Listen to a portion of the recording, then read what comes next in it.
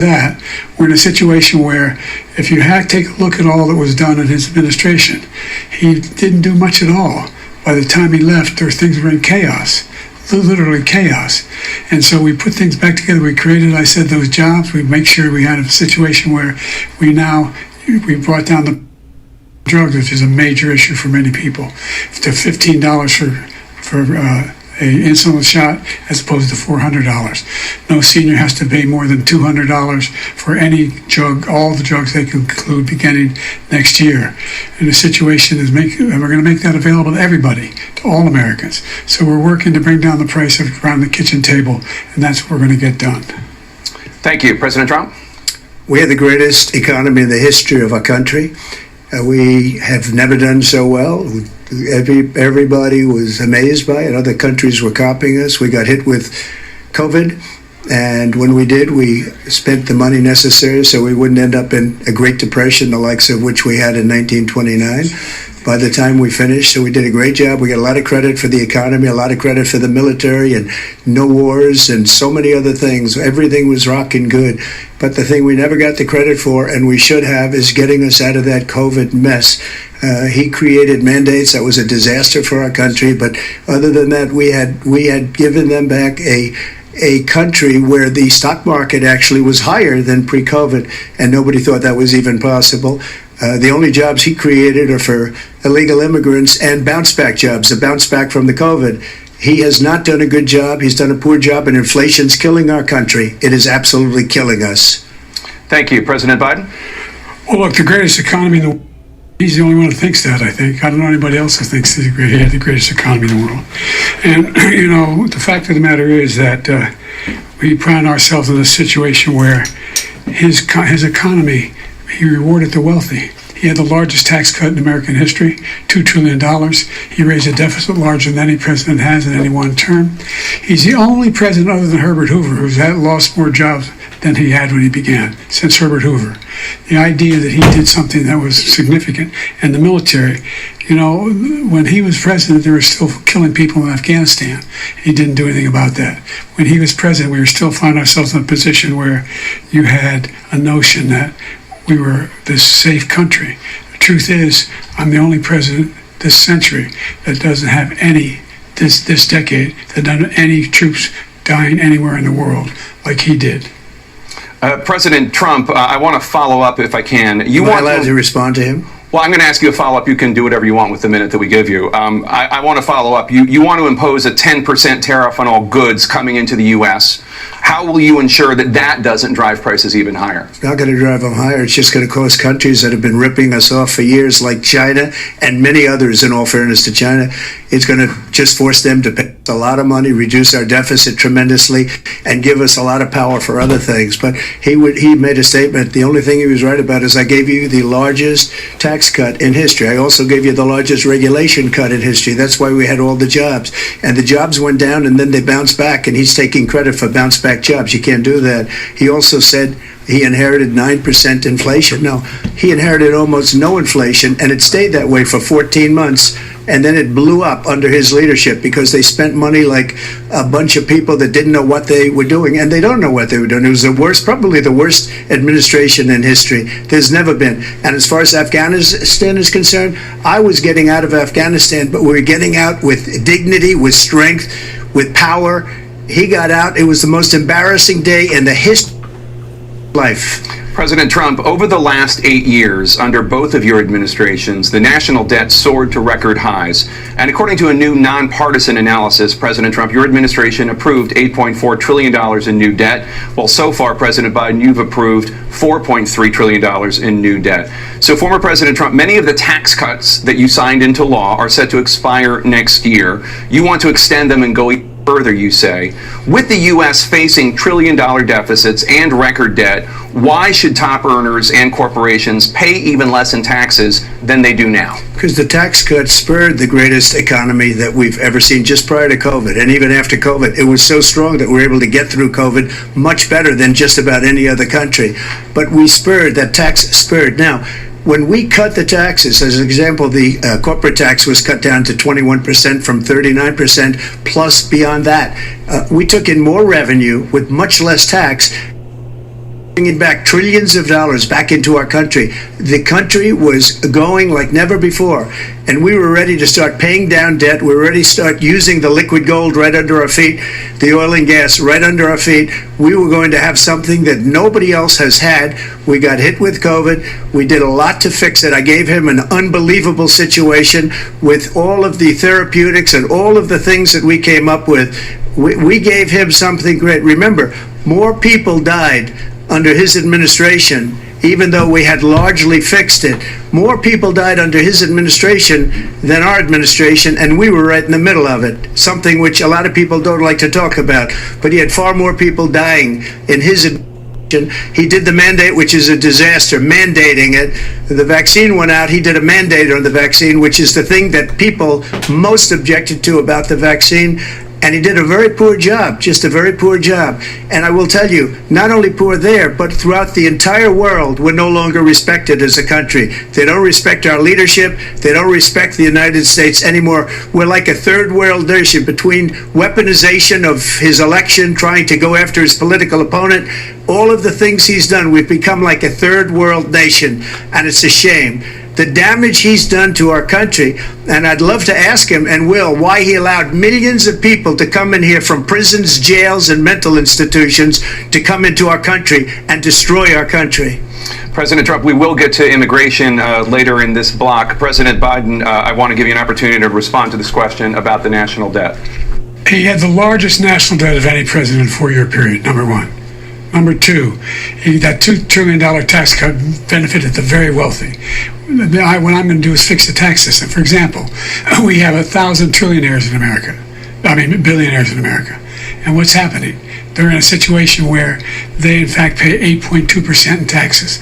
If they just paid 24%, 25%, either one of those numbers, they'd raise $500 million, billion dollars, I should say, in a 10-year period. We'd be able to wipe out his debt. We'd be able to help make sure that all those things we need to do, child care, elder care, making sure that we continue to strengthen our healthcare system, making sure that we're able to make every single solitary person eligible for what I've been able to do with the COVID, with dealing with everything we have to do with, look, we finally beat Medicare. Thank you, President Biden. President Trump? Well, he's right. He did beat Medicare. He beat it to death, and he's destroying Medicare because all of these people are coming in. They're putting them on Medicare. They're putting them on Social Security. They're going to destroy Social Security. This man is going to single-handedly destroy Social Security. These millions and millions of people coming in, they're trying to put them on Social Security. He will wipe out Social Security. He will wipe out Medicare. So he was right in the way he finished that sentence. And it's a shame. What's happened to our country in the last 4 years is not to be believed. Foreign countries, I'm friends with a lot of people, they cannot believe what happened to the United States of America. We're no longer respected. They don't like us. We give them everything they want, and they think we're stupid. They think we're very stupid people. What we're doing for other countries, and they do nothing for us. What this man has done is absolute. Thank you, President Trump. Dana? This is the first presidential election since the Supreme Court overturned Roe v. Wade. This morning, the court ruled on yet another abortion case, temporarily allowing emergency abortions to continue in Idaho, despite that state's restrictive ban. Former President Trump, you take credit for the decision to overturn Roe v. Wade, which returned the issue of abortion to the states. Correct. However, the federal government still plays a role in whether or not women have access to abortion pills. They're used in about 2/3 of all abortions. As president, would you block abortion medication? First of all, the Supreme Court just approved the abortion bill, and I agree with their decision to have done that, and I will not block it. And if you look at this whole that you're asking, complex but not really complex. 51 years ago, you had Roe v. Wade, and everybody wanted to get it back to the states. Everybody, without exception. Democrats, Republicans, liberals, conservatives, everybody wanted it back. Religious leaders. And what I did is I put 3 great Supreme Court justices on the court, and they happened to vote in favor of killing Roe v. Wade and moving it back to the states. This is something that everybody wanted. Now, 10 years ago or so, they started talking about how many weeks and how many this and getting into other things. But every legal scholar in the world, the most respected, wanted it brought back to the states. I did that. Now the states are working it out. If you look at Ohio, it was a decision that was an end result that was a little bit more liberal than you would have thought. Kansas, I would say the same thing. Texas is different. Florida is different. But they're all making their own decisions right now. And right now, the states control it. That's the vote of the people. Like Ronald Reagan, I believe in the exceptions. I am a person that believes. And frankly, I think it's important to believe in the exceptions. Some people, you have to follow your heart. Some people don't believe in that. But I believe in the exceptions for rape, incest, and the life of the mother. I think it's very important. Some people don't. Follow your heart. But it also, and because that has to do with other things. You got to get elected. The problem they have is they're radical because they will take the life of a child in the 8th month, the 9th month, and even after birth. After birth, if you look at the former governor of Virginia, he was willing to do this. He said, we'll put the baby aside and we'll determine what we do with the baby, meaning we'll kill the baby. What happened is we brought it back to the states, and the country is now coming together on this issue. It's been a great thing.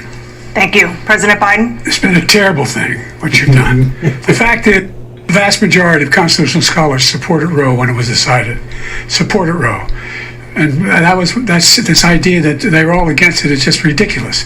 And this is the guy who says the state should be able to have it. We're in a state where in 6 weeks, you don't even know whether you're pregnant or not, but you cannot see a doctor, and have him decide on what your circumstances are, whether you need help. The idea that states are able to do this is a little like saying we're going to turn civil rights back to the states, let each state have a different rule.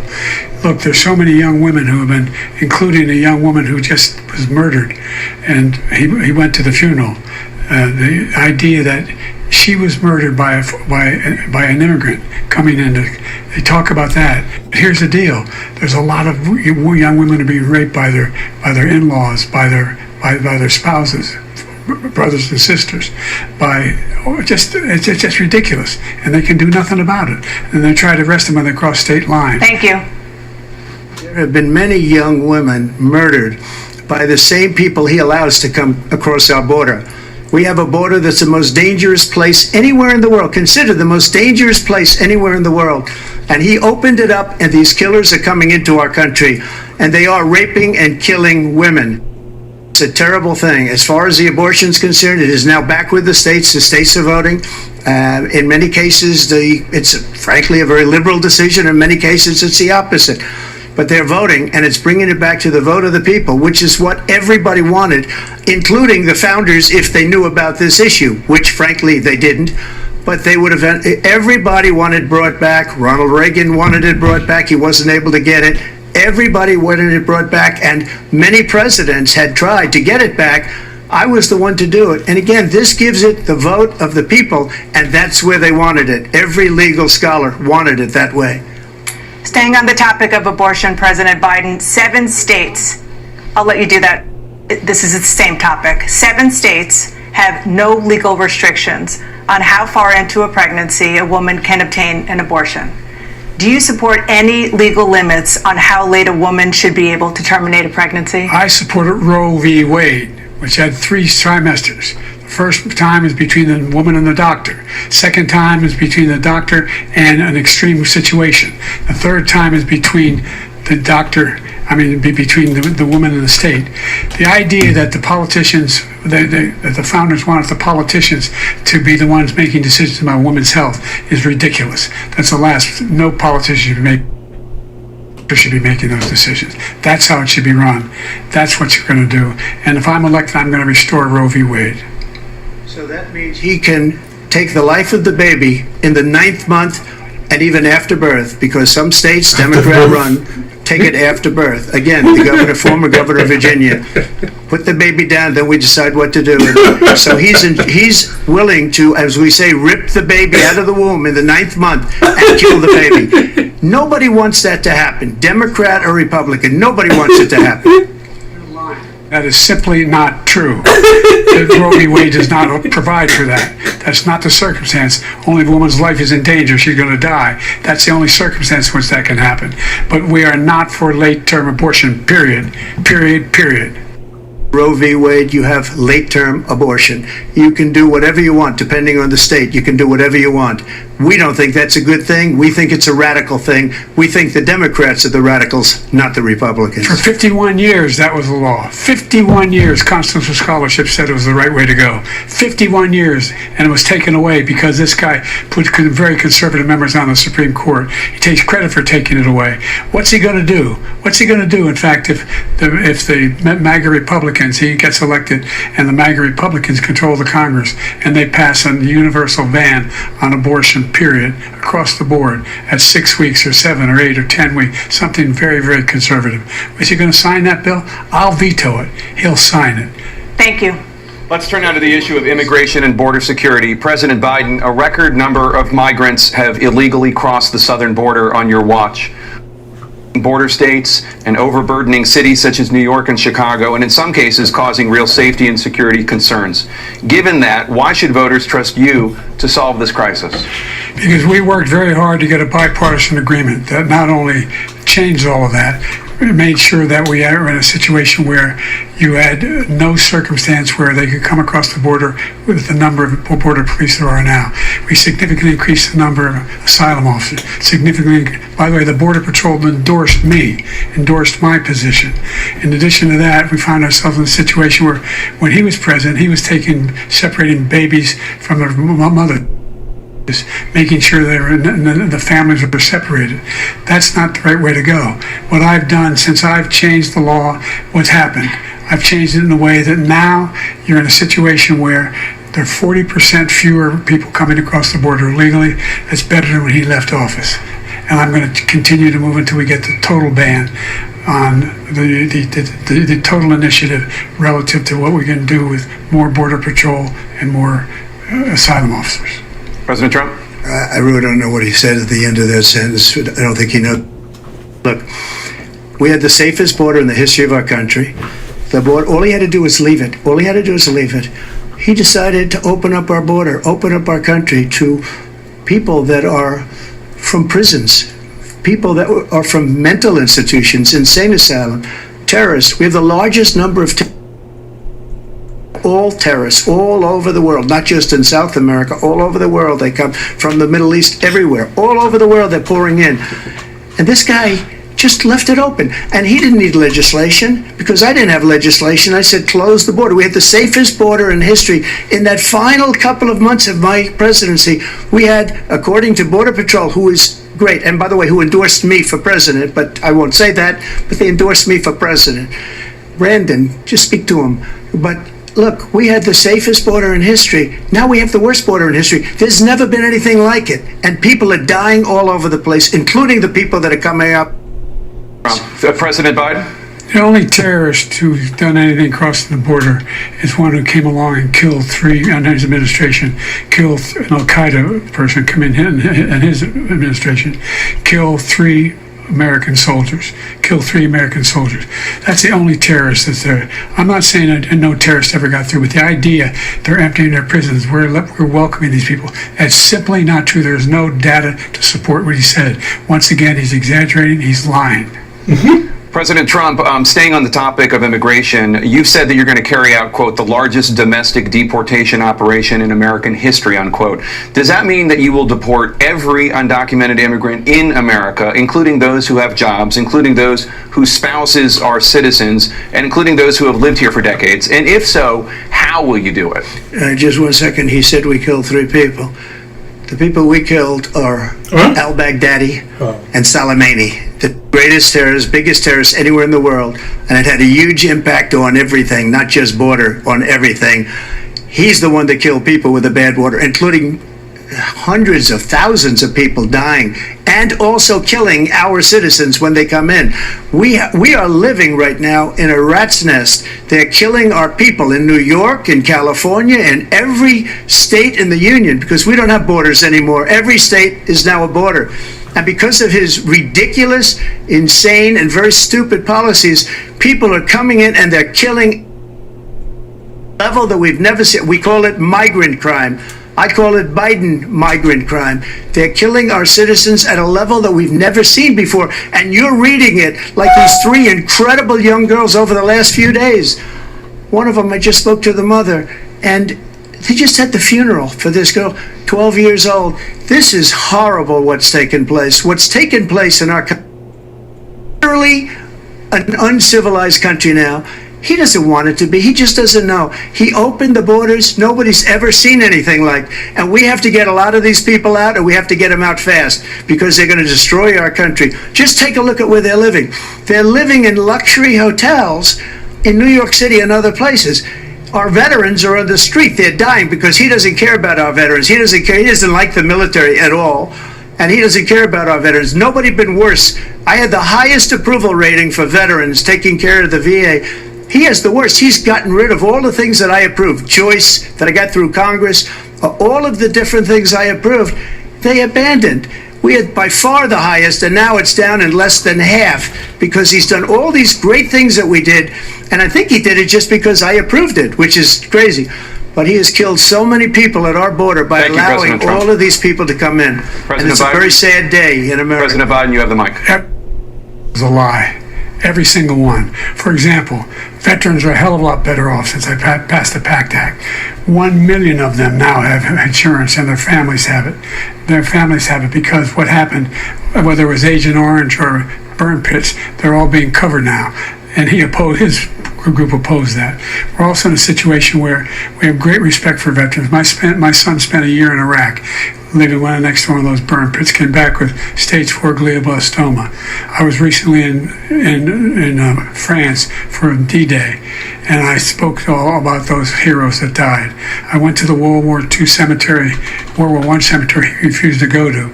He was standing with his 4-star general, and he took to losers and suckers. My son was not a loser, was not a sucker. You're the sucker. You're the loser. President Trump? First of all, that was a made-up quote, suckers and losers. They made it up. It was in a third-rate magazine that's failing, like many of these magazines. He made that up. He put it in commercials. We've notified him. We had 19 people that said I didn't say it. And think of this. Who would say I'm at a cemetery or I'm talking about our veterans? Because nobody's taking better care. I'm so glad this came up, and he brought it up. There's nobody that's taken better care of our soldiers than I have. To think that I would, in front of generals and others, say suckers and losers. We have 19 people that said it was never said by me. It was made up by him, just like Russia was made up, just like the 51 intelligence agents are made up, just like the new thing with the 16 economists. 51 intelligence agents said that the laptop was Russia disinformation. It wasn't. That came from his son, Hunter. It wasn't Russia disinformation. He made up the suckers and losers, so he should apologize to me right now. 4-star general standing to your side who was on your staff who said you said it, period. That's number one. And number two, the idea that I have to apologize to you for anything along the line. We've done more for veterans than any president has in American history. And they now are their family. The only sacred obligation we have as a country is to care for our veterans when they come home and their families and equip them when they go to war. That's what we're doing. That's what the VA is doing now. They're doing more for veterans than ever before in our history. All right, thank you so much. Let's move to the topic of foreign policy. I want to begin with Russia's war against Ukraine, which is now in its third year. Former President Trump, Russian President Vladimir Putin says he'll only end this war if Russia keeps the Ukrainian territory it has already claimed and Ukraine abandons its bid to join NATO. Are Putin's terms acceptable to you? First of all, our veterans and our soldiers can't stand this guy. They can't stand him. They think he's the worst commander-in-chief, if that's what you call him, that we've ever had. They can't stand him. So let's get that straight. And they like me more than just about any of them. And that's based on every single bit of information. As far as Russia and Ukraine, if we had a real president, the president that knew, he would have never invaded Ukraine. A lot of people are dead right now, much more than people know. You know, they talk about numbers. You can double those numbers, maybe triple those numbers. He did nothing to stop it. In fact, I think he encouraged Russia from going in. I'll tell you what happened. He was so bad with Afghanistan. It was such a horrible embarrassment, most embarrassing moment in the history of our country, that when Putin watched that and he saw the incompetence, that he should have fired those generals, like I fired the one that you mentioned. And so he's got no love lost. But he should have fired those generals. No general. The most embarrassing moment in the history of our country, Afghanistan, where we left billions of dollars of equipment behind. We lost 13 beautiful soldiers, and 38 soldiers were obliterated. And by the way, we left people behind too. We left American citizens behind. When Putin saw that, he said, you know what? I think we're going to go in and maybe take this was his dream. I talked to him about it, his dream. The difference is he never would have invaded Ukraine. Never. Just like Israel would have never been invaded in a million years by Hamas. You know why? Because Iran was broke with me. I wouldn't let anybody do business with them. They ran out of money. They were broke. They had no money for Hamas. They had for terror. That's why you had no terror at all during my administration. This place, the whole world is blowing up under him. President Biden? I've never heard so much malarkey in my whole life. Look, the fact of the matter is that we're in a situation where, let's take the last point first. Iran attacked American troops, caused brain damage for a number of these troops, and he did nothing about it. Recently, not when he was president, they attacked. He said they're just having headaches. That's all it is. He didn't do a thing when the attack took place, number one. Number two, we got over 100,000 Americans and others out of Afghanistan during that airlift. Number three, we found ourselves in a situation where, if you take a look at what Trump did in Ukraine, this guy told Trump, do whatever you want, and do whatever you want. And that's exactly what Trump did to Putin, encourage him, do whatever you want. And he went in. And listen to what he said when he went in. He was going to take Kyiv days, remember? Because it's part of the old Soviet Union. That's what he wanted to reestablish, Kyiv. And he, in fact, didn't do it at all. He wasn't able to get it done. And they've lost thousands and thousands of troops, 500,000 troops. President Trump, I never said that. For 1 minute, I just want to go back to my original question, which is, are Putin's terms acceptable to you? Keeping the territory in Ukraine? No, they're not acceptable. But look, this is a war that never should have started. If we had a leader in this war, he led everybody along. He's given $200 billion now or more to Ukraine. He's given $200 billion. That's a lot of money. I don't think there's ever been anything like it. Every time that Zelensky comes to this country, he walks away with $60 billion. He's the greatest salesman ever. And I'm not knocking. I'm only saying the money that we're spending on this war, and we shouldn't be spending, it should have never happened. I will have that war settled between Putin and Zelensky as president-elect before I take office on January 20th. I'll have that war settled. People being killed so needlessly, so stupidly, and I will get it settled, and I'll get it settled fast before I take office. President Biden, you have a minute.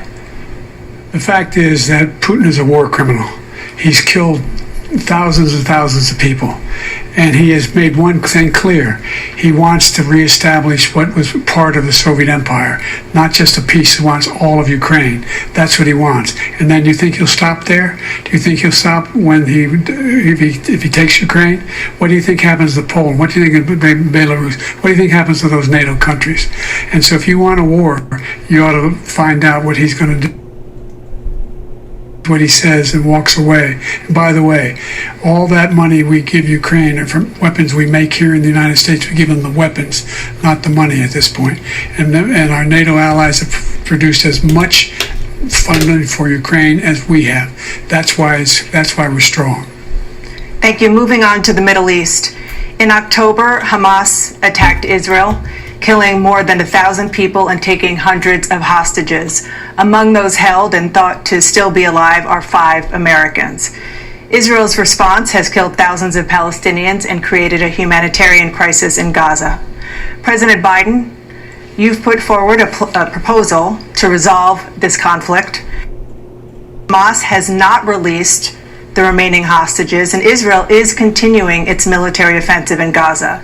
So what additional leverage will you use to get Hamas and Israel to end the war? You have 2 minutes. Number one, everyone from the United Nations Security Council straight through to the G7 to the Israelis and Netanyahu himself have endorsed the plan I put forward. Which has 3 stages to it. The first stage is trade the hostages for a ceasefire with additional conditions. The third phase is the end of the war. The only one who wants the war to continue is Hamas, number one. They're the only ones standing out. We're still pushing hard to get them to accept. In the meantime, what's happened? In Israel, we're finding that the only thing I've denied Israel was 2,000-pound bombs. They don't work very well in populated areas. They kill a lot of innocent people. We're providing Israel with all the weapons they need and when they need them. And by the way, I'm the guy that organized the world against Iran when they had a full ballistic missile attack on Israel. No one was hurt. No one Israeli was accidentally killed, and it just stopped. We saved Israel. We are the biggest producer of support for Israel of anyone in the world. And so there are 2 different things. Hamas cannot be allowed to be continued. We continue to send our experts and our intelligence people as to how they can get Hamas like we did bin Laden. You don't have to do it. And by the way, they've been greatly weakened, Hamas, greatly weakened, and they should be. They should be eliminated. To be careful for using certain weapons among population centers. Just going back to Ukraine for 1 second. We have an ocean separating us. The European nations together have spent $100 billion, or maybe more than that, less than us. Why doesn't he call them and say, you got to put up your money like I did with NATO? I got them to put up hundreds of billions of dollars. The Secretary General of NATO said Trump did the most incredible job I've ever seen. They were going out of business. We were spending almost 100% of the money was paid by us. He didn't do that. He's getting you got to ask these people to put up the money. We're over $100 billion more spent, and it has a bigger impact on them because of location, because we have an ocean in between. You got to ask them. As far as Israel and Hamas, said the only one who wants to keep going is Hamas. Actually, Israel is the one, and you should let him go and let him finish the job. He doesn't want to do it. He's become like a Palestinian, but they don't like him because he's a very bad Palestinian. He's a weak one. President Biden, you have a minute. I've never heard so much foolishness. This is a guy who wants to get out of NATO. You're going to stay in NATO? He's going to pull out of NATO. The idea that our strength lies in our alliances as well. It may be a big ocean, but are we ever able to avoid a war in Europe, a major war in Europe? What happens if, in fact, you go into NATO? We have an Article 5 agreement. Attack on one is attack on all. You want to start the nuclear war he keeps talking about, go ahead. Let Putin go in and control Ukraine and then move on to Poland and other places. See what happens then. He has no idea what the hell he's talking about. And by the way, I got 50 other nations around the world to support Ukraine, including Japan and South Korea. That this kind of dislocation has a serious threat to the whole world peace. No major war in Europe has ever been able to be contained just to Europe. President Trump, just to follow up, would you support the creation of an independent Palestinian state in order to achieve peace in the region? I'd have to see, but before we do that, the problem we have is that we spend all the money. So they kill us on trade. I made great trade deals with the European nations because economically, their economy is about the same size as the United States. And they were no cars, they don't want anything that we have, but we're supposed to take their cars, their food, their everything, their agriculture. I changed that. But the big thing I changed is they don't want to pay. And the only reason that he can play games with NATO is because I got them to put up hundreds of billions of dollars. I said, and he's right about this, I said, no, I'm not going to support NATO if you don't pay. They asked me that question, would you guard us against Russia at a very secret meeting? States at that time, nations at that time. And they said, no, if you don't pay, I won't do that. And you know what happened? Billions and billions of dollars came flowing in the next day and the next months. But now we're in the same position. We're paying everybody's Thank you. bills. Let's turn to the issue of democracy. Former President Trump, I want to ask you about January 6, 2021. After you rallied and stormed the Capitol to stop the constitutionally mandated counting of electoral votes. As president, you swore an oath to, quote, preserve, protect, and defend, unquote, the Constitution. What do you say to voters who believe that you violated that oath through your actions and inaction on January 6th and worry that you'll do it again? Well, I don't think too many believe that. And let me tell you about January 6th. On January 6th, we had a great border. Nobody coming through, very few. On January 6th, we were energy independent. On January 6th, we had the lowest taxes ever. We had the lowest regulations ever. On January 6th, we were respected all over the world. All over the world, we were respected. And then he comes in, and we're now laughed at. We're like Answer a the bunch. question.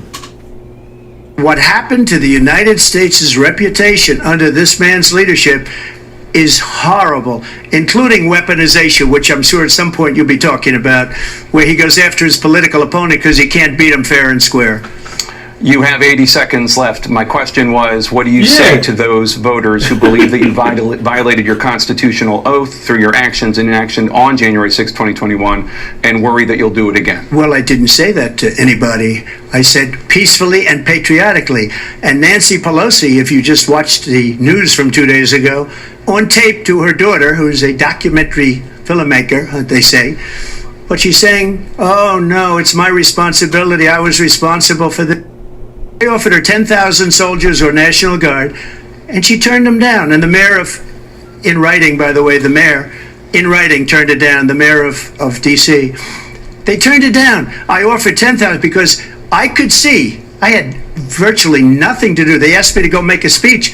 I could see what was happening. Everybody was saying they're going to be there on January 6th. They're going to be there.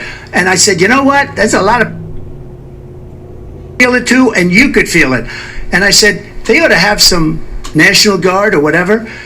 And I offered it to her, and she now admits that she turned it down. And it was the same day she was, I don't know, she can't be very happy with her daughter because it made her into a liar. She said, I take full responsibility for January 6th. President Biden? Look, he encouraged those folks to go up to Capitol Hill, number one. I sat in the dining room off the Oval Office. He sat there for 3 hours. 3 hours watching, begging, being begged by his vice president and a number of his colleagues in the Republic to call for a stop, to end it. Instead, they talked about these people being patriots and great patrons of America. In fact, he says he'll now forgive them for what they've done. They've been convicted. He says he wants to commute their sentences and say that no. He went to every single court in the nation.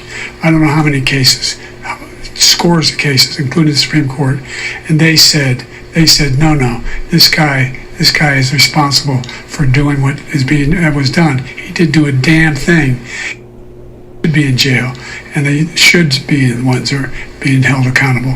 And he wants to let them all out. And now he says if he loses again, such a whiner that he is, that it could be a bloodbath. Thank you, President Biden. President Trump?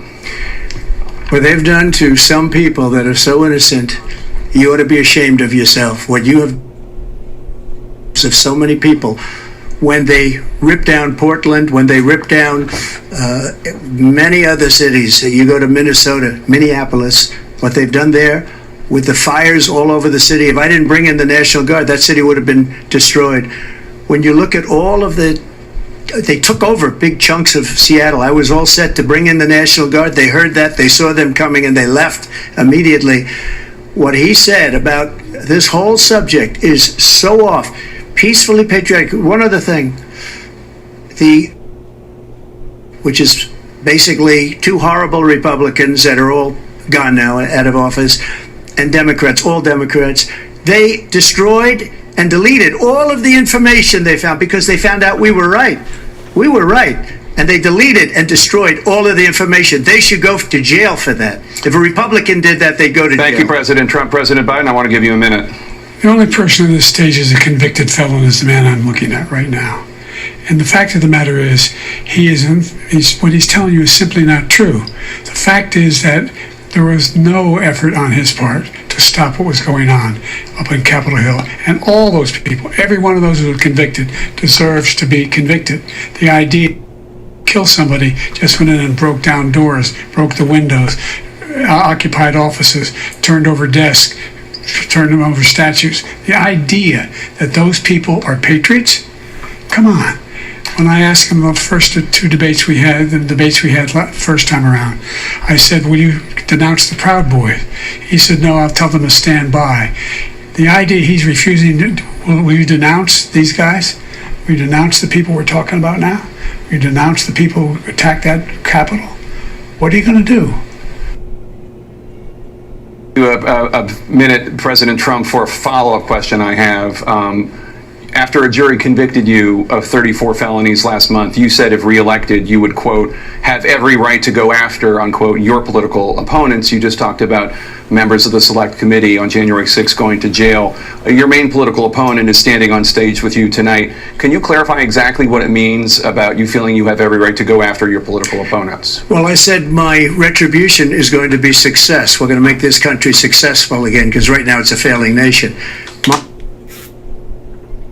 But when he talks about a convicted felon, his son is a convicted felon at a very high level. His son is convicted, going to be convicted probably numerous other times. Should have been convicted before, but his Justice Department let the statute of limitations lapse on the most important things. But he could be a convicted felon as soon as he gets out of office. Joe could be a convicted felon with all of the things that he's done. He's done horrible things. All of the death caused at the border, telling the Ukrainian people that we're going to want $1 billion or you change the prosecutor, otherwise you're not getting $1 billion. That's quid pro quo. That we're not going to do anything. We're not going to give you $1 billion unless you change your prosecutor, having to do with the son. This man is a criminal. This man, you're lucky. You're lucky. I did nothing wrong. We'd have a system that was rigged and disgusting. I did nothing wrong. Thank you, President Trump. President Biden, you have said, I'm coming right to you, sir. You want to respond? Go ahead. I'll give you a minute to respond. The idea that I did anything wrong relative to what you're talking about is outrageous. It's simply a lie, number one. Number two, the idea against any American just because you're president is wrong. It's simply wrong. No president's ever spoken like that before. No president in our history has spoken like that before. Number three, the crimes that you are still charged with, and think of all the civil penalties you have. How many billions of dollars do you owe in civil penalties for molesting a woman in public, for doing a whole range of things, of having sex with a porn star on the night while your wife was pregnant? I mean, what are you talking about? You have the morals of an alley cat. Give your minute, sir. I didn't have sex with a porn star, number one. Number two, What the heck is that? moved a high-ranking official at DOJ into the Manhattan DA's office to start that case. That case is going to be appealed and won. We had a very terrible judge, a horrible judge, Democrat. The prosecutor were all high-ranking Democrats, appointed people, and both the civil and the criminal. He basically went after his political because he thought it was going to damage me. But when the public found out about these cases, because they understand it better than he does, he has no idea what these cases are. But when they found out about these cases, you know what they did? My poll numbers went up, way up. You know that because you're reporting it. And we took in more money in the last 2 weeks than we've ever taken in the history of any campaign. I don't think any campaign has ever taken. Hundreds of millions of dollars came pouring in because the public knows it's a scam and it's a guy that's after fair and square. Thank you, President Trump. President Biden, you have said, quote, Donald Trump and his MAGA Republicans are determined to destroy American democracy. Do you believe that the tens of millions of Americans who are likely to vote for President Trump will be voting against American democracy? The more they know about what he's done, yes. The more they know about what he's done. And there's a lot more coming. He's got a lot of cases down the road coming around. He's got a whole range of issues he has to face. I don't know what the juries will do, but I do know he has a real problem. And so the fact that, could you ever think you heard any president say that I'm hearing the president say that I thought Hitler had some good ideas. What got me involved to run in the first place after my son had died, I decided in Iraq, because of Iraq, I said I wasn't going to run again until I saw what happened in Charlottesville, Virginia. People coming out of the woods carrying swastikas on torches, and singing the same anti-Semitic bile they sang when back in Germany. And the young woman got killed. I spoke to the mother, and they asked him. They said, What do you think of those people? The ones who got killed, and the ones he said, I think they're fine people on both sides. What American president would ever say Nazis coming out of fields carrying torches, singing the same anti-Semitic bile, carrying swastikas were fine people? And this is a guy who says Hitler's done some good things. I'd like to know what they are. The good things Hitler's done, that's what he said. This guy has no sense of American democracy. Trump. Jake, both of you know that story has been totally wiped out because when you see the sentence, it said 100% exoneration on this. So he just keeps it going. He says he ran because of Charlottesville. He didn't run because of Charlottesville. He ran because it was his last chance. He's not equipped to be president. You know it, and I know it. It's ridiculous. We have a debate. We're trying to justify his presidency. His presidency, he's without question the worst president, the worst presidency in the history of our country. We shouldn't be having a debate about it. There's nothing to story, and you'll see it's debunked all over the place. Every reasonable anchor has debunked it. And just the other day it came out where it was fully debunked. It's a nonsense story. He knows that, and he didn't run because of Charlottesville. He used that as an excuse to run. President Biden. And debunked. It happened. All you have to do is listen to what was said at the time. And the idea that somehow that's the only reason I ran because I was worried a guy like this guy could get elected. If he thought they were good people coming out of that he knows those woods, carrying those torches, then he didn't deserve to be president. Didn't deserve to be president at all. And the idea that he's talking about all this being fabricated, we saw with our own eyes. We saw what happened on January 6th. We saw the people breaking through the windows. We saw people occupying his own vice president. Look, there's a reason why 24 top cabinet officers refused to endorse him this time. His vice president hasn't endorsed him this time. So why? Why? They know him well. They serve with him. Why are they not endorsing him? Thank you, President Biden. We're going to be right back with more from the CNN presidential debate.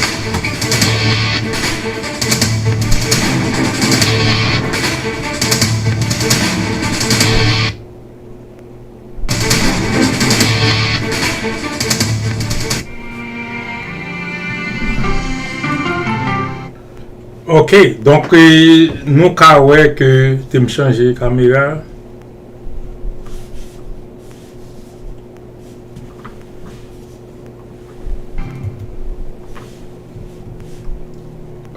Bon. Coming up on Sirius. Wait a minute. Tom, is that you working the camera? Keep leaning out of your close-up. You're more. Ok, donc nous ka wè jan débat ça ap déroulé là. Donc c'est que et pas pour moi m'pa wè trop gros changement qui fait, c'est même démagogie yo et yo beaucoup vraiment parler de vrais problèmes. Nèg yo pas trop focus sur dossier immigration, yo pas trop focus sur dossier guerre en Ukraine et nous ka wè tout que c'était plus semblé deux nèg qui n'en compte l'un avoué sur l'autre côté que me trouve que niveau il pas vraiment au niveau débat président. Je pense que nèg yo ka fait mieux que ça. Je pense que niveau a et ka remonter parce que jusqu'à présent nous beaucoup 45 minutes nèg yo a fait parler, c'est plus parler de et seul point important que juger que vous parler, c'est de parler de dossier vétéran yo côté que immigrants yo ba au bel hôtel pour dormir dans New York, Alabama, mais tandis que vétéran yo même et pas un côté pour dormir. Et me rappeler que tu gagné zone août année passée côté que tu un gros article qui sorti dans nouvelle côté que yo te dit magistrat Miami et excusez New York là, tu un hôtel qui était comparé de vétérans là-dedans yo. Ils mettent vétérans dehors pour les mettre immigrants. Donc c'est pas comme si on dit que moins contre immigrants, c'est une question de principe là donné. Et est-ce que nous arrivons au point côté que n'a demandé qui vrai Jean-Moi dit tout à l'heure là, qui ça qui est américaine démocratie.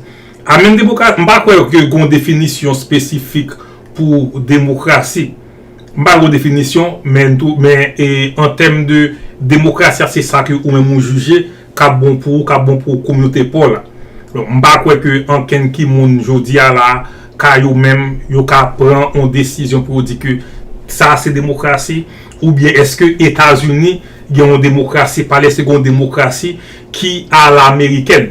Cependant, et ça pas dit pourtant que pas gagner des bagailles qui spécifiques à États-Unis tant que liberté d'expression, li ont gens différents États-Unis par rapport avec Haïti, par rapport avec les pays Moyen-Orient yo. Vous comprenez? Mais et dans phase nous est là qu'on y a là c'est pour nous regarder ouais qui ça exactement qu'il y a. Nous ouais Biden t'est parlé et tout mauvais, il t'est parlé avant côté que monsieur t'est vraiment et paraît pour te tout accuser. Et nous remarquons tout que Trump l'affaire politique, il y a une question que pas comprendre pour quelle raison que monsieur pas même tenu compte de questions et puis il prend un bagage qui est différent. Par exemple, lorsque il a parlé de dossier vétéran, dossier la guerre, et puis il a monté sous foreign policy, monsieur pas répondre question foreign policy, il a demandé sous bagage et est-ce que Poutine c'est comme un bon président. Monsieur pas même répondre question il tourne dans vétéran encore et monsieur font paquet de temps, il mourrait près de 3 minutes, il pas répondre question. Bon, il a dit monsieur aurait été temps devant répondre question.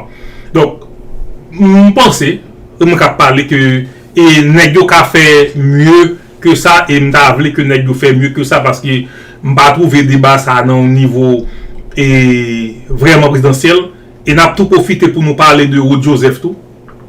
Let's make America okay ça et when you say let's make America great again what do you mean exactly? Bon et si vous voulez parler de Maga John Wenzo et bon, ça et make America great bon ça t'a supposé dans bouche tout le monde. Et nous vivons dans le pays, c'est pour nous et pour et great, but I'm gonna guess about Biden. Je essayer par répondre par les commentaires pour ne pas perdre fils à m'a dit mais quand même et pour nous dire que et m'ta bien aimé voter pour Wood, but I'm having second guessing about Biden. M'pas croire que Wood gagne rapport voter pour Wood gagne rapport avec Biden.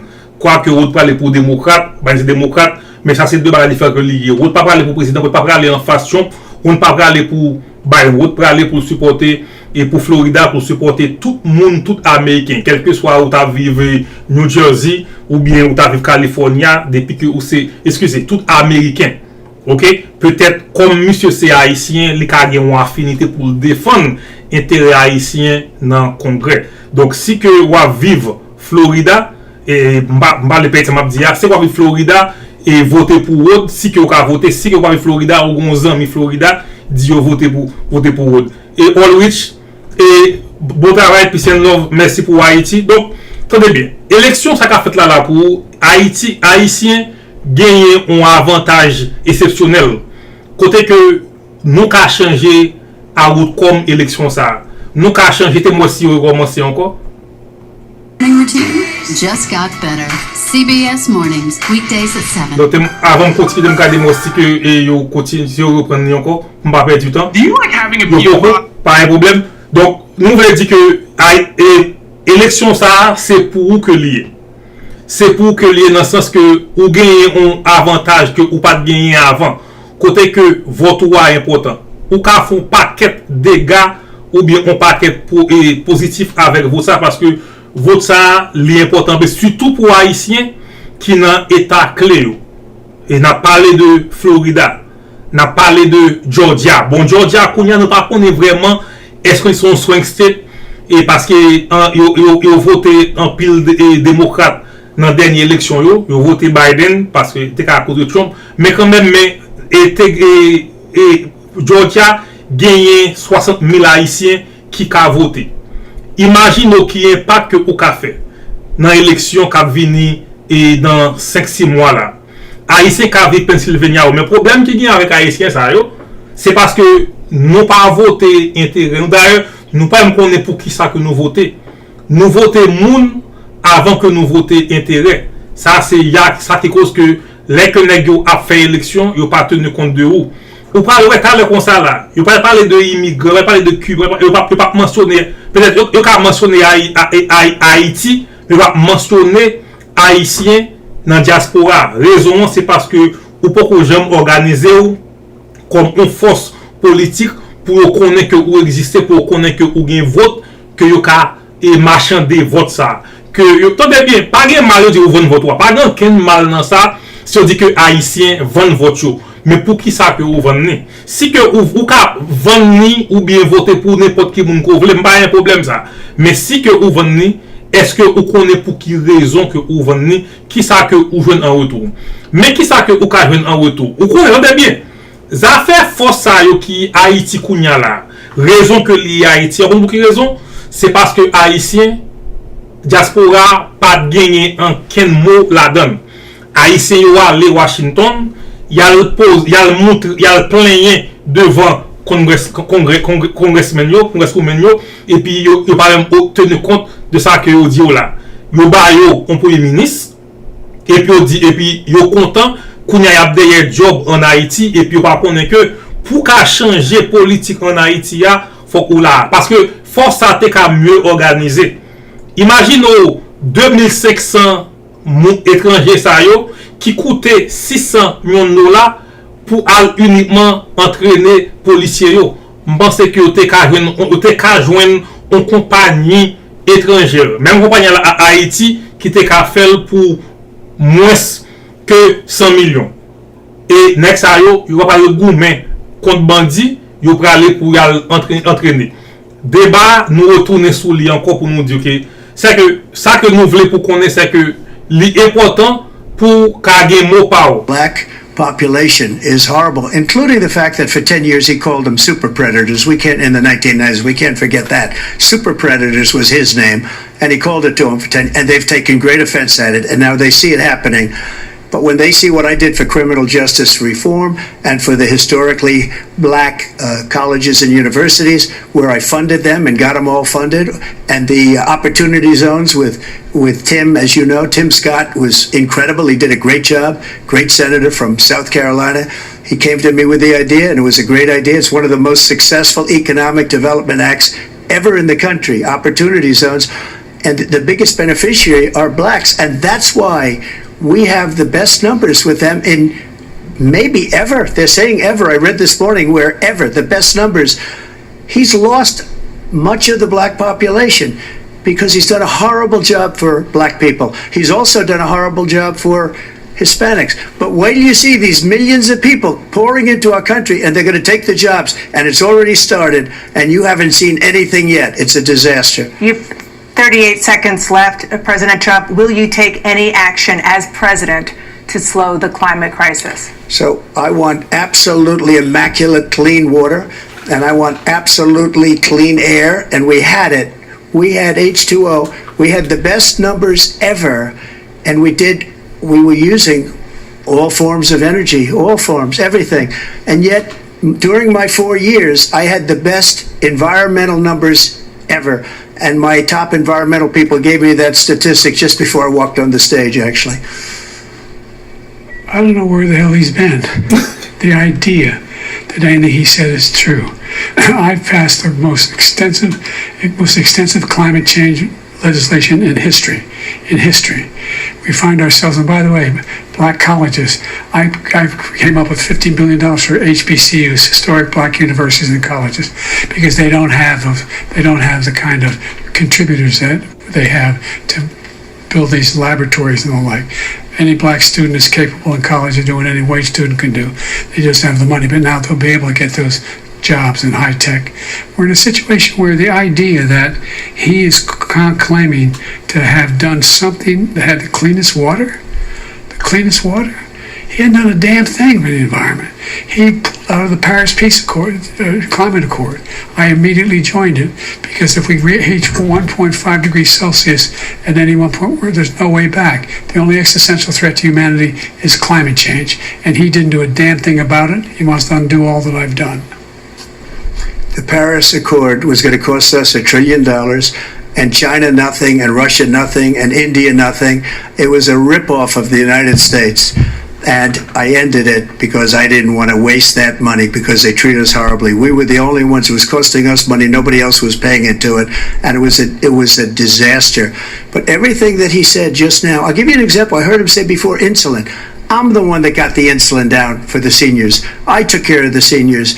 What he's doing is destroying all of our medical programs because the migrants coming in, they want everybody. And look, I have the biggest heart on the stage, I guarantee you that.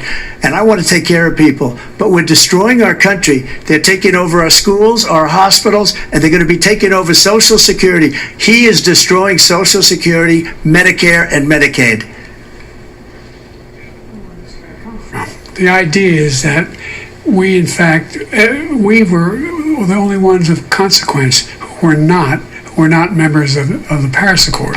How can we do anything? We're not able. The United States can't get its under control.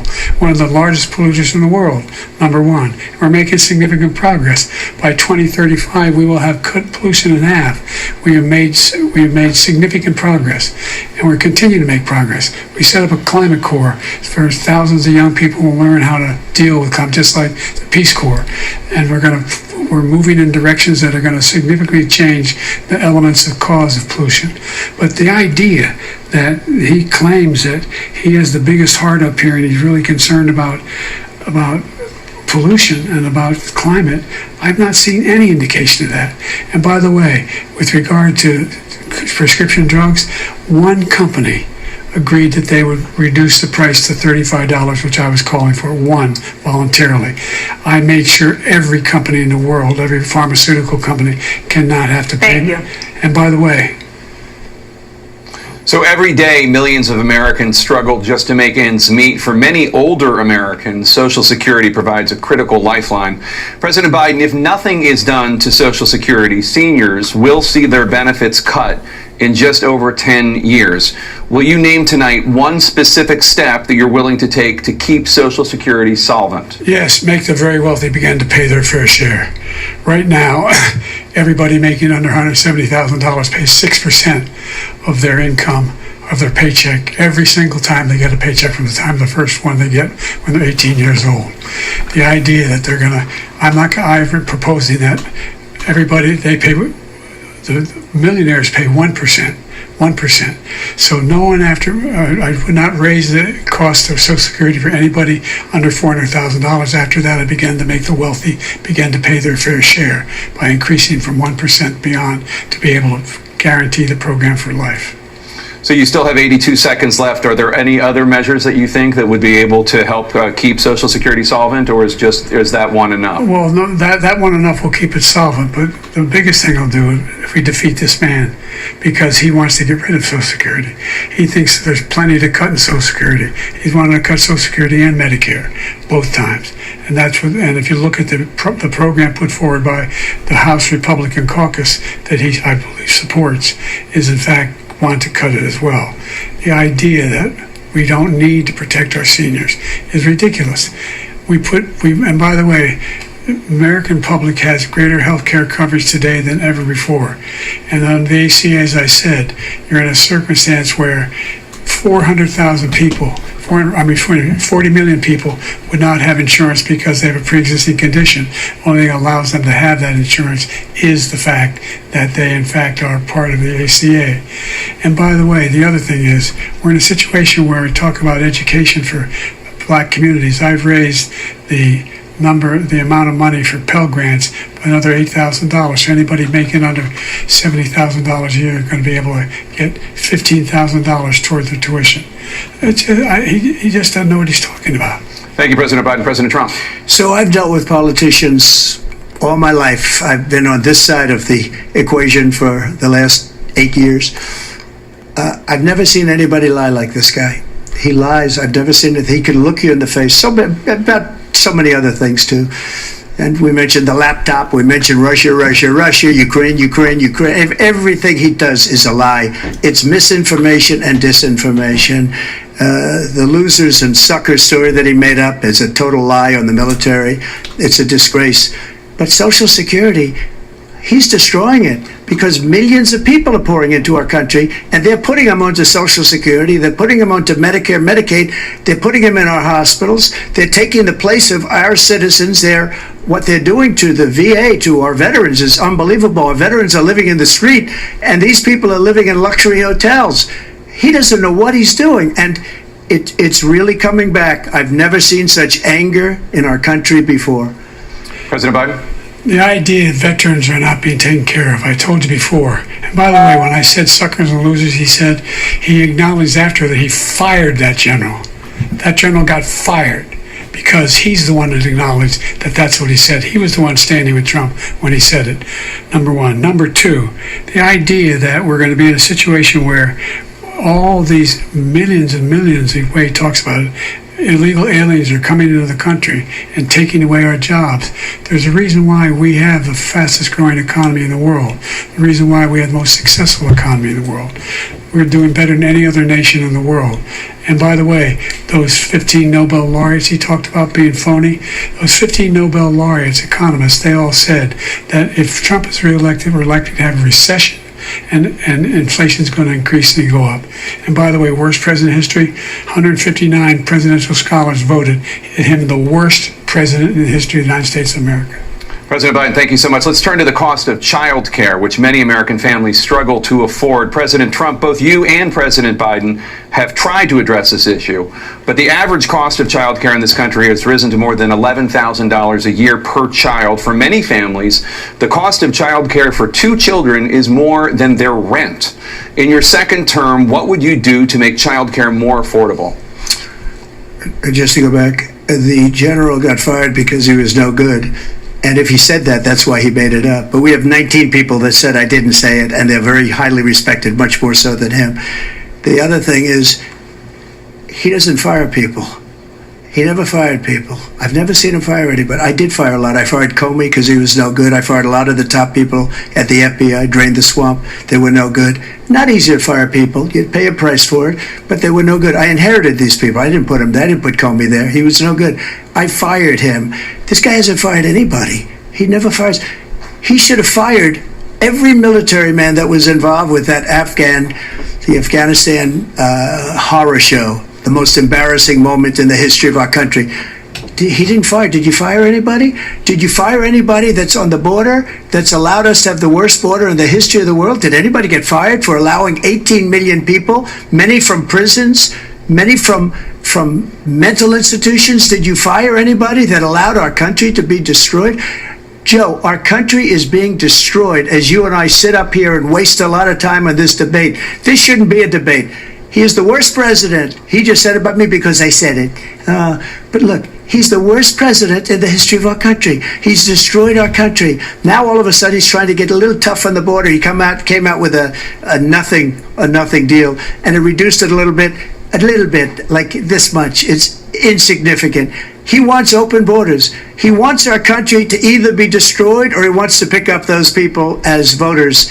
And I don't think, we just can't let it happen. If he wins this election, our country doesn't have a chance, not even a chance, of coming out of this rut. We probably won't have a country left anymore. That's how bad it is. He is the worst in history by far. Thank you, President Trump. President Biden? We are the most admired country in the world. We're the United States of America. There's nothing beyond our capacity. We have the finest military in the history of the world, the finest in the history of the world. No one thinks we're weak. No one wants to screw around with us. Nobody, number one. Number two, the idea that we're talking about worst presidents. I wasn't joking. Look it up or go online. 159 or 58, don't hold me the exact number, presidential historians, they've had meetings and they voted who's the worst president in American history. One through best to worst. They said he was the worst in all of American history. That's a fact. That's not conjecture. He can argue they're wrong, but that's what they voted. The idea that he is doing anything to deal with child care, He did for virtually nothing to child care. We should significantly increase the child care tax credit. We should significantly increase the availability of women and men or single parents to be able to go back to work, and we should encourage businesses to have. Thank you, President childcare Biden. facilities. President Trump, the question was about what would you do to make child care more affordable, if you want to take your minute. Just so you understand, we have polling, we have other things that they rate him the worst because what he's done is so bad. Answer And the they rate question. me, I'll show you, I will show you. And they rate me one of the best, okay? And if I'm given another 4 years, I will be the best. I think I'll be the best. Nobody's ever created an economy like us. Nobody ever cut taxes like us. He's the only one I know. He wants to raise your taxes by 4 times.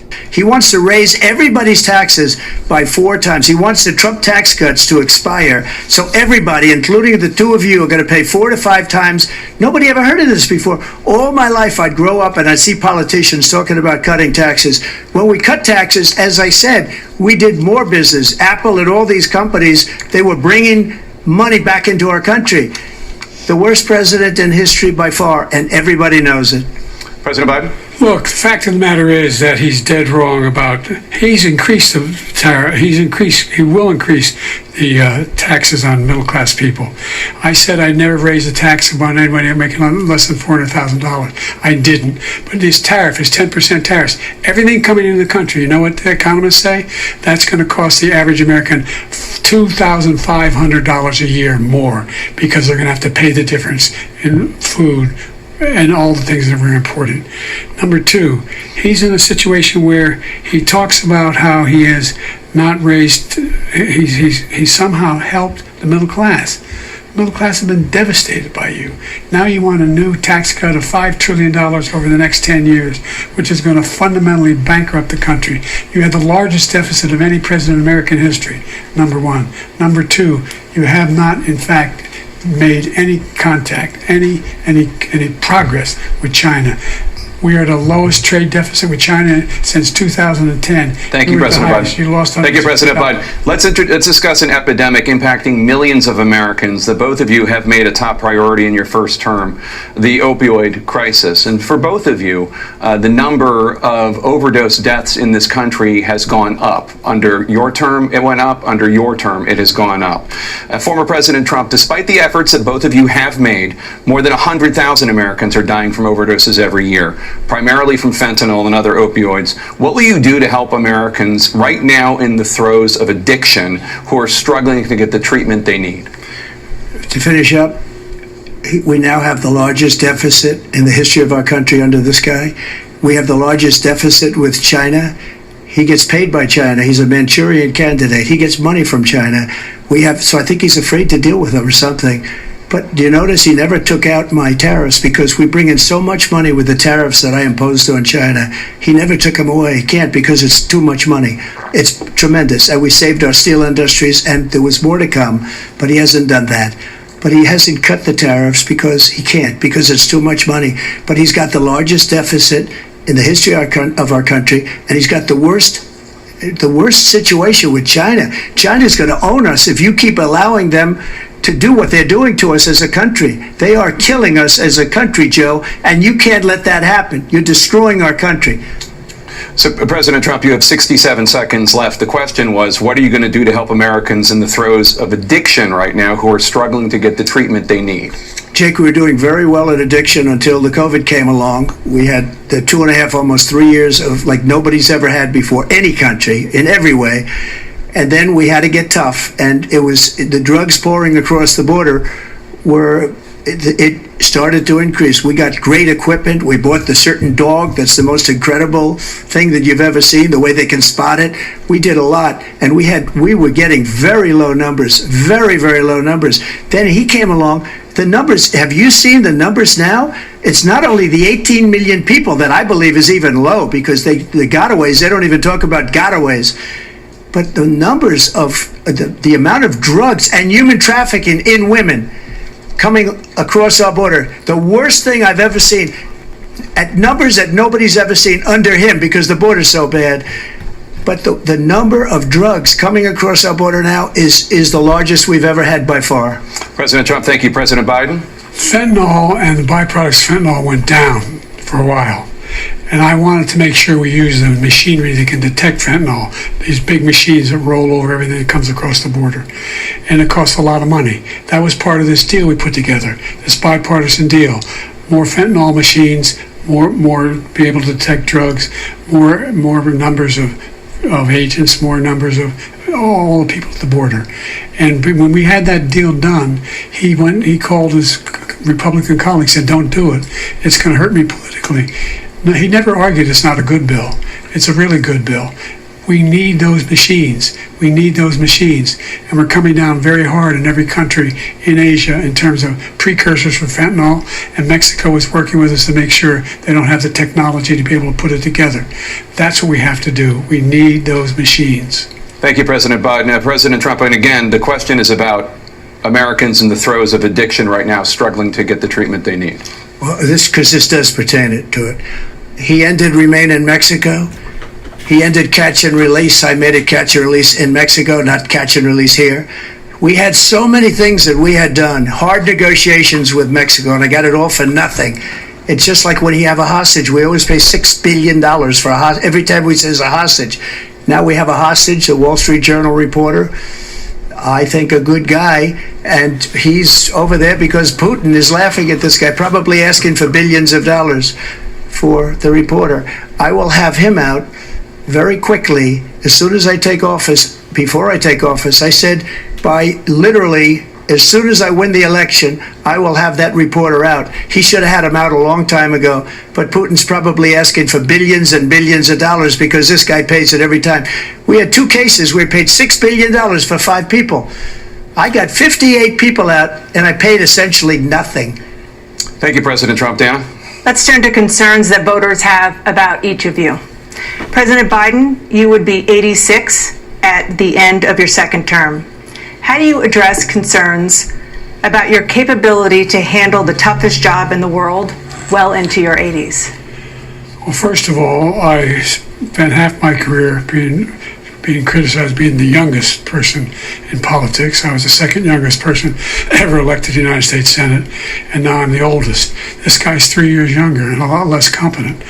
I think that just look at the record. Look at what I've done. Look how I've turned around the horrible situation he left me.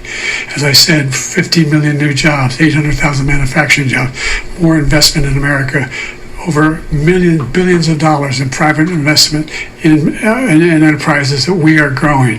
By the way, we brought an awful lot of people. Well, the whole idea of computer chips, we used to have 40% of the market. We invented those chips, and we lost it because he was sending people to find the cheapest jobs overseas and to bring home a product. So I went to South Korea. I convinced Samsung to invest billions of dollars here in the United States, and guess what?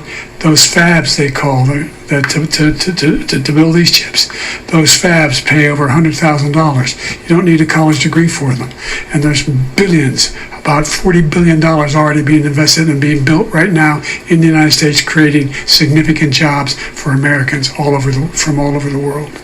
President Biden, you have 40 seconds left. Would you like to add anything? Yeah, I would. The idea that somehow we are this failing country. I never heard a president talk like this before.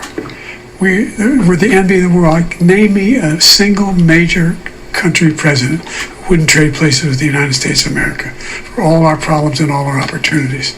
We're the most progressive country in the world in getting things done. We're the strongest country in the world.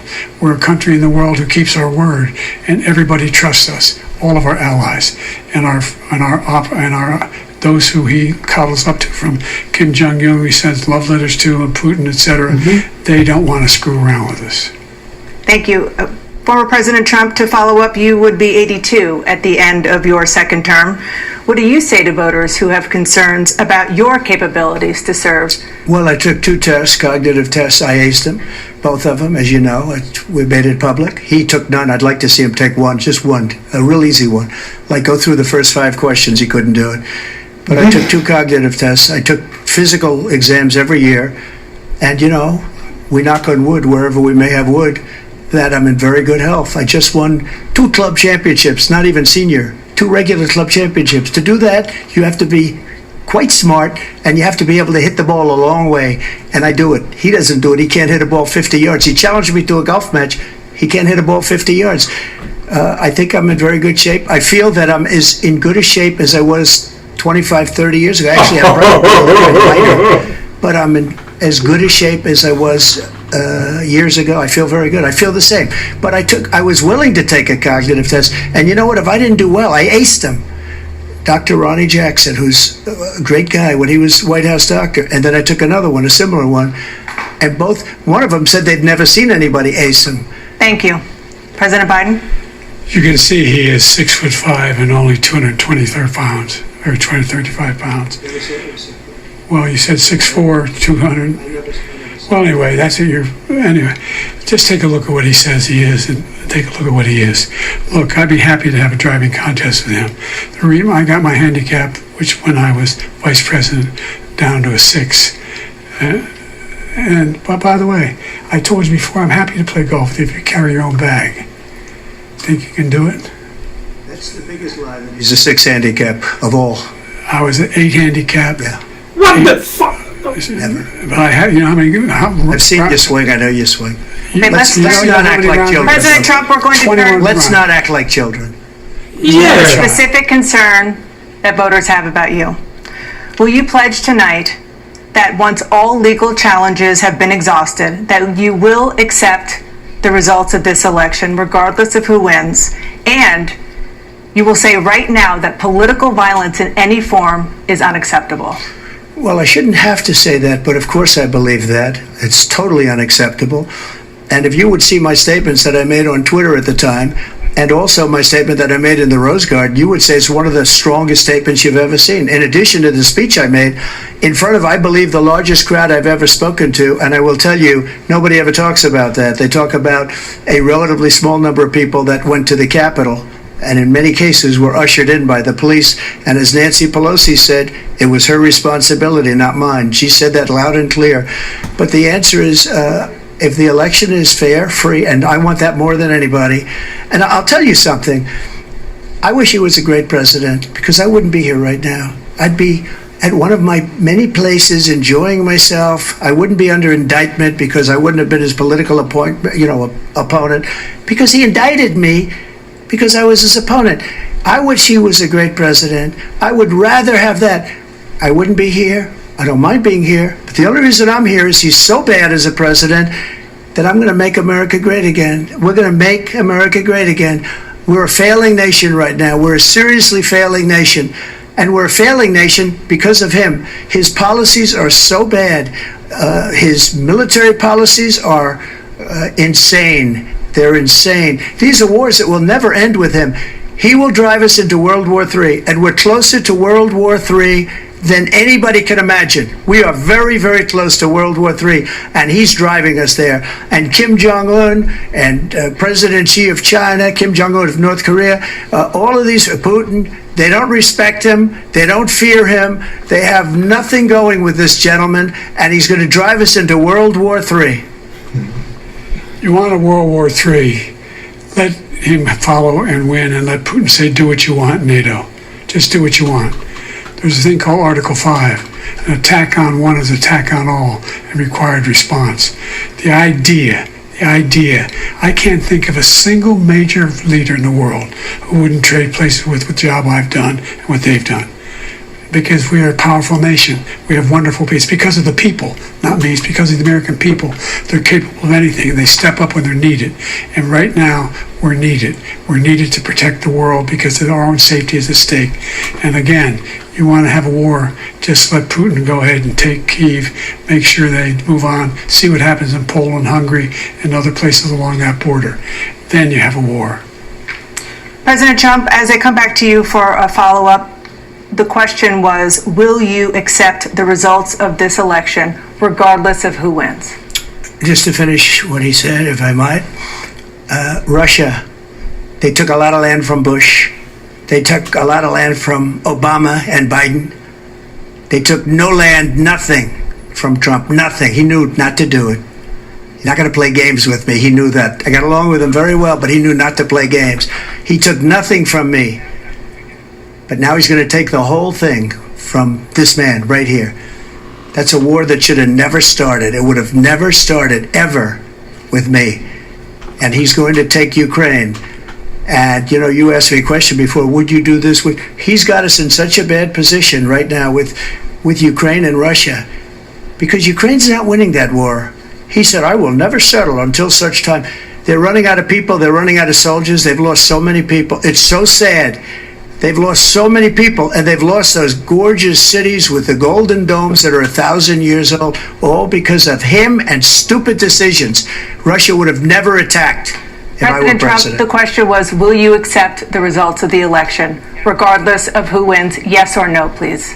If it's a fair and legal and good election, absolutely. I would have much rather accepted these, but the fraud and everything else was ridiculous. And if you want, we'll have a news conference on it in a week, or we'll have another one of these in a week.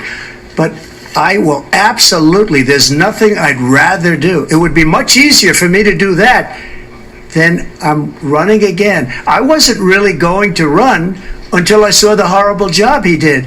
He's destroying our country. I would be very happy to be someplace else, in a nice location someplace. And again, no indictments, no political opponent stuff, because it's the only way he thinks he can win. But unfortunately, it's driven up my numbers and driven them up to a very high level because the people understand it. Well, let's see what your numbers are when this election is over. Let's see. You're a whiner. When you lost the first time, you continued, you appealed and appealed to courts all across the country.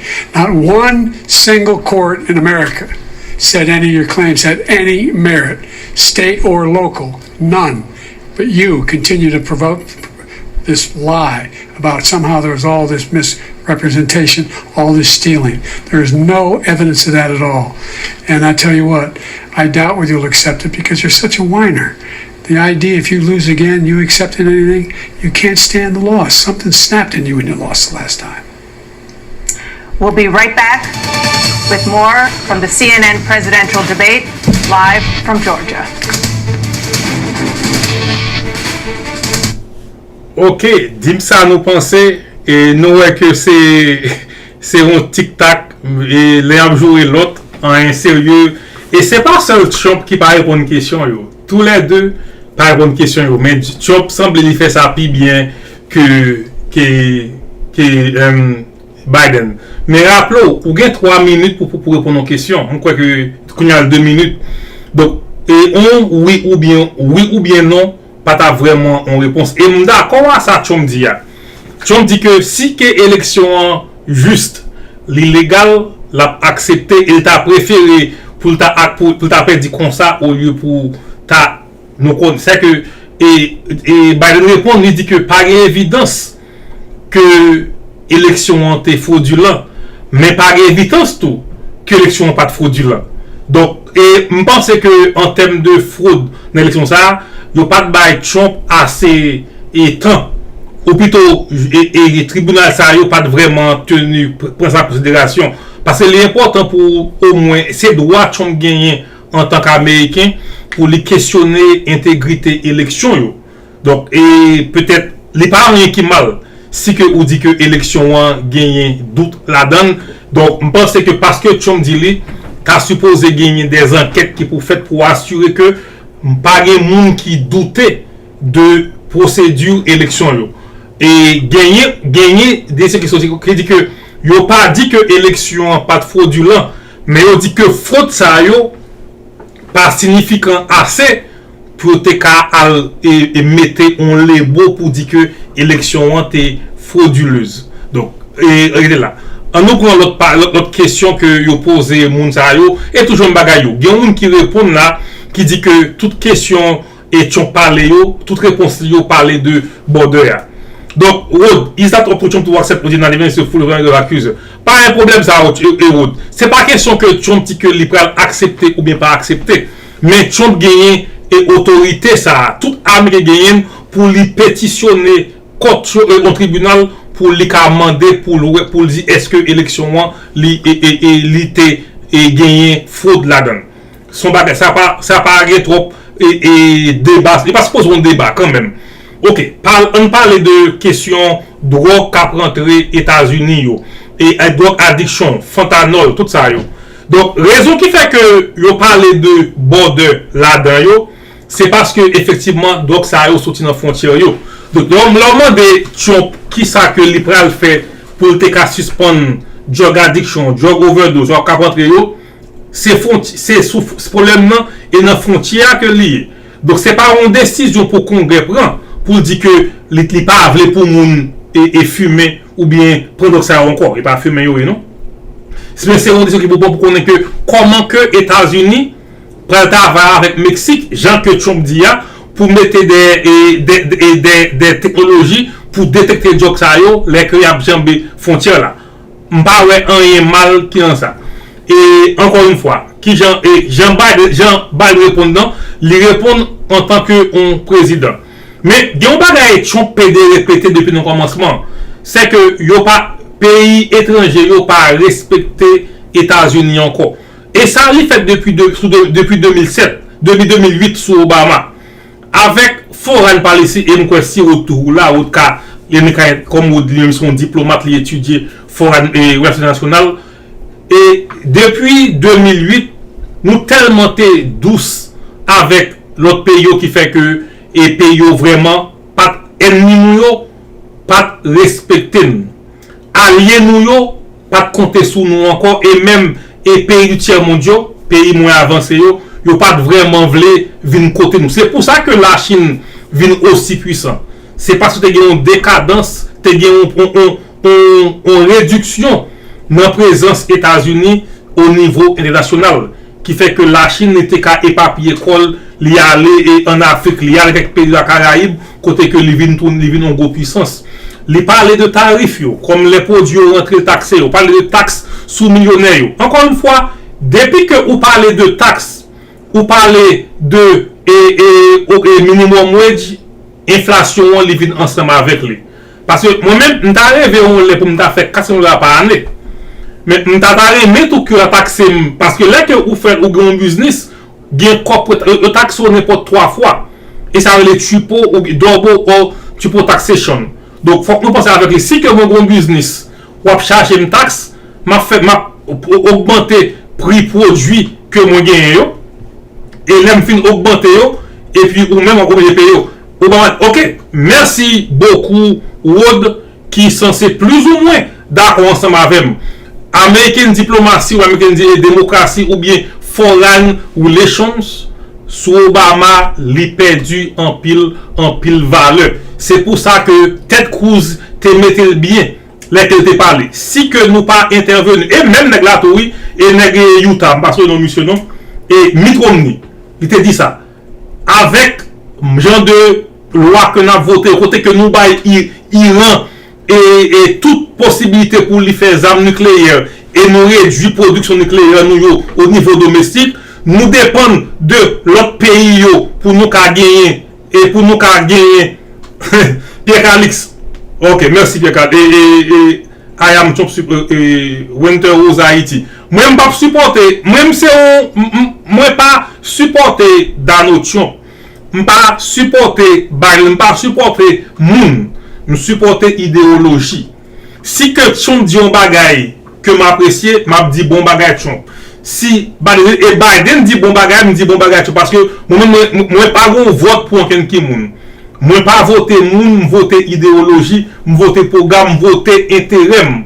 Parce que même pas bail vote moyen parce que c'est haïtien, forme démocrate. M'pas pas dire que m'pas voter un républicain parce que c'est noir. Ça c'est un gens que yo manipule l'esprit. Yo manipule l'esprit, on dit que faut ou supporter et démocrate parce que ou noir si que ou dit we stole Iran money, we give it back. Non, nous pas voler Iran money et l'argent Iran non. Nous ba Iran possibilité pour lui créer des armes nucléaires et nous dit Iran, t'es moi si on commence encore. T'es moi si que est reparti. On parler trop.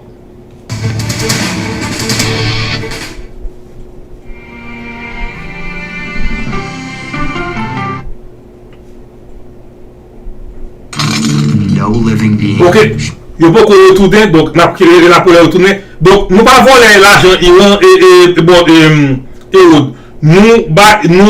nous signons un deal avec Iran et puis Iran lui-même dit ça, nous bali quand il y a carte blanche, nous bali un crédit carte sans limite pour les projets nucléaires, et nous dit que les que ma vin là caillou, ma vin investiguer ma faut qu'on est avant pour même j'ai avec Irak, pas de preuve, attendez bien, Nations Unies dit que pas de zam en Irak. Non, m'a dit que nous pas de jouer zam en Irak yo. Parce que pas de évidence que pas de zam, ça pas veut dire pour autant que pas de zam et masse destruction. Donc encore une fois, en ce qui a trait avec la loi, OK, parce que on dit au monde pas coupable, ça veut dire que moun nan li pas commettre crime ça lié à vrai. Donc m'm toujours contre les moun dit que pas de zam en Irak. Simplement que nous pas de jouer zam en Irak, pas nous dit Irak depuis au départ que nous-mêmes et Navin Lakayo, yo get fait tout le temps yo zam sa yo séparé yo serré yo. President Trump offered repeated lies and exaggerations, but then President Biden failed to fact check Trump most of the time. We've got our entire panel here tonight to discuss what we witnessed. John Dickerson, I'll start with you. For the majority of Americans who don't want this choice, the debate met those expectations. I think you characterized it correctly. What we heard about President Biden is people who know him said, when he was underestimated in the 2020 campaign. Je préfère parler plutôt parce que ça c'est mon fait commentaire par yo, ça c'est mon CNN que yo qui déjà pour Trump pour Biden républicain. Donc et pour nous qu'à retourner toujours dans parce que faut que nous parler de haïtiens. T'es répondre ça au dia. Yes, oui cela OK.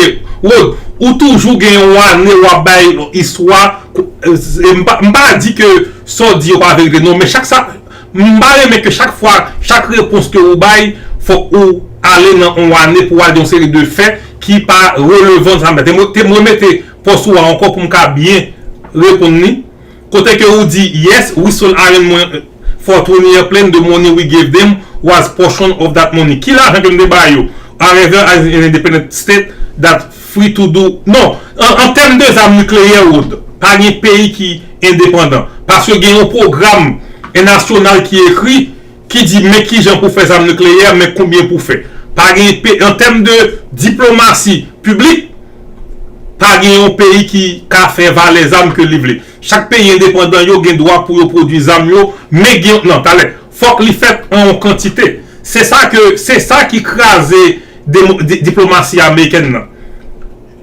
laisse que yo quitte Iran fait ça que livrer ou pas qu'à faire sauver non et wood gagner loi pour ça on garde pour moi we give iron nous connaît que nous bail comme nous bail en pile pays comme mais nous fait ba Haïti là 600 millions de dollars excusez America fait ba 600 millions de dollars pour bon jusqu'à présent qu'on a pas disponible pour force Kenya arriver en Haïti t'es me retourner pour moi si on commencer pour nous pas perdre rien là-dedans. I'm John Dickerson. Join me for the Daily Report, weekdays on CBS News 24/7. Tonight, bon, je pense que débat est fini, c'est pas problème. Regardez moi si débat est fini. OK, personne pas de droit dire l'autre pays qui quantité on nous pas talé ou pas dit man là. Ou dit personne talé et pas parce qu'on pense on bagaille pas veut dire que ça comme ça supposé fait. Parce que ou pensez on bagaille pas veut dire c'est comme ça que les supposé fait. Il y a la loi qui écrit la loi dit que ou doit contrôler ça relais et prolifération des armes nucléaires. Donc et pas là qu'il dit parce que ou pense son bagage ou une vérité. À consulter documents yo et ou lui-même les cadres ça parce que c'est eux qui intelligent parmi nous là dans affaires diplomatie, dans affaires fournir les choses, les étudier, le travail en tant que lui. Donc pas en notre dossier Haïti. Haïti gagne lui-même pour lui jouer rôle parle dans l'élection ça. OK? Comment pour lui faire ça? C'est pour lui pas déclarer vote lia. Nous gagne 3 mois, nous gagne 6 mois là devant, lui moins que ça, 4-5 mois. Pour haïtien pas déclarer vote pour haïtien plutôt aller comme indépendant pour next pour retourner encore Florida, pour aller Pennsylvania, pour aller Georgia, pour les diaspora, laisse que organiser au vrai pour dire pour au moins pour qu'à chita avec pour dire que comment que nous ka jouer vote haïtien yo. Parce que États-Unis, yo parlé de identité politique. C'est par section que lié noir, femme et immigrants et hispanique, c'est ça yo même. Pour Cubain yo tout en a cotisé vote yo.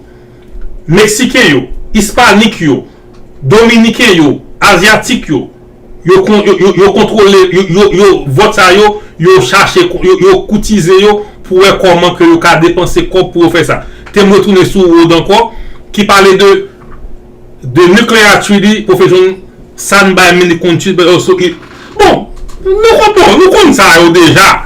Les subjectif l'interprétation parce que et pays yo toujours été mettre tête yo t'es me retourner comme moi si tu en recommencer encore. A short drive. Darker, richer, caramelized. Bourbon transformed by the ocean. And he was right. All Biden does is keep printing off money and more money and more money, letting in people from the border. Give the Americans the job. We need it. Our children need it. Our grand. Ok, je pense que les fini. Donc, tu nous retournes côté côté yo, tu moi mettre ko caméra là plutôt. Ok. Donc, nous pas ça c'est fini parce que moi crois que c'est fini, mais on t'a aimé pour nous te n'a pas de bail ça après on continue à témoin et initier la génération. Il va dire il va croire que nous amène dans OK, on parle avec les autres amis, pas de problème. M'pa songer date même je songer qui ça côté toi coup de canot OK, de principaux OK, alright. Et gen moun qui éclairé qui compte bail ça yo m'pa compte date show nous juste connaît contenu yo. OK, donc m'a fini pour me dire que haïtien nous gagner haïtien qui a voté yo nous gagnons possibilité à aller ça pour nous décider élection et c'est pas sans raison que Bordeaux a toujours été un bagage important il toujours parler de lui raison ça c'est parce que immigration by élection États-Unis c'est pour ça que jusqu'à présent Biden peut pas dire rien sous TPS. C'est pour ça que il parle de Dakar, il peut pas parler de TPS, il peut dire sous programme Biden parce que il connaît que ça c'est ça que il gagne comme dernier outil, comme dernier L4 là pour les gagner élection parce que monsieur perdu en pile monde sous affaire bagaille pour support que monsieur bail Israël. Donc immigration c'est cette force que monsieur gagne kounya là. Donc t'es me garder moi si gagne l'autre question avant que nous l'autre commentaire plutôt avant que nous finissions et OK et Winter Rose Haiti Biden plan is ready in America. M'pa croire que grand ken ki moun qui gen plan pour yo et faire America mal. Gen plan qui pas vrai parce que les nèg yo bon plan gon pas quelque bagay qui en dans plan ça yo. C'est Gavin gen ça on chaîne de réaction. Gen on parti carbone pendant que l'autre parti pas bénéficier de lui. C'est pour ça que les que on va voter pas à voter on monde pas parce qu'on dit on va voter pour Nexa mais vote aller connaître qui est-ce que lié parce que grand pile haïtien là qui pas connaît dans politique qui pas connaît qui est on connaît que il va voter 4 août et 4 novembre 4 ou 5 novembre il va voter pour Biden sans que pas connaître pour qui ça que va voter pas voter moun voter et intérêt pas ça c'est une éducation ça que nous même nous pas faire et c'est pour ça que nous gagnons Word comme témoin au de parler encore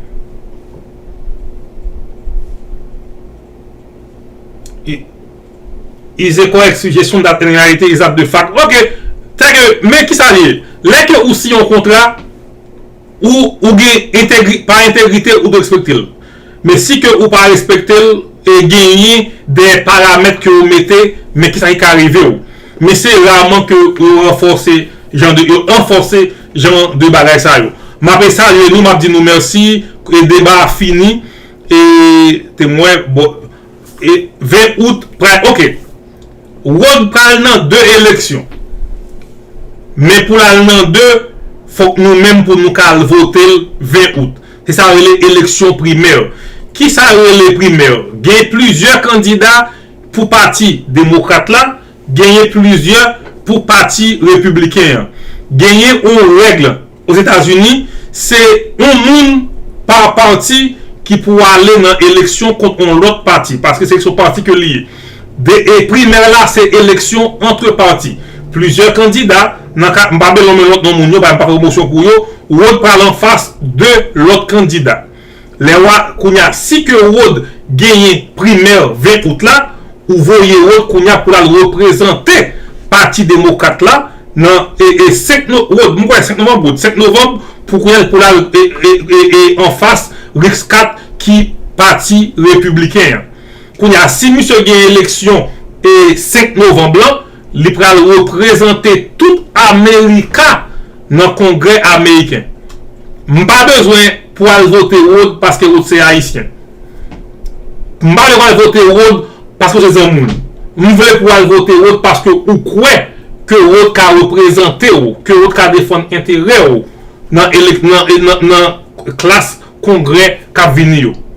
Professeur Rousseau, avant de faire, mettez-moi est-ce que Rod répond samedi. Pas me poser une question. Ok, 5 novembre. Vous décrivez là pour nous, 5 novembre, c'est le ça, nous allons voter Rod pour lui dans le Congrès américain. Mais nous avons voté avant ça, le 20 août.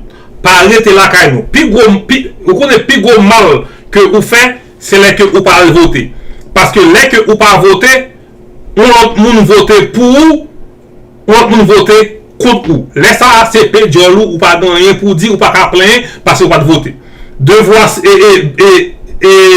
voter, c'est celle vérité, c'est celle liberté que vous pouvez défendre. Te répéter pour nous. Voter, c'est celle liberté que vous-même ou gagnez ou cadre parce que moun pas cadou qui gens pour voter ou voter gens que vous voulez. Et en regard qui ça pas gain aucun pouvoir cap supporter Ukraine cap pas gain pouvoir ou reprendre pour marquer ça. Donc merci à tout le monde qui est branché yo, c'était débat, premier débat et n'a continué ba ou l'autre débat yo dans même format ça yo, peut-être autre fois n'a invité l'autre monde vin tendre, vin garder ça n'a parlé yo pour ka bay opinion par autour. Merci, à la prochaine.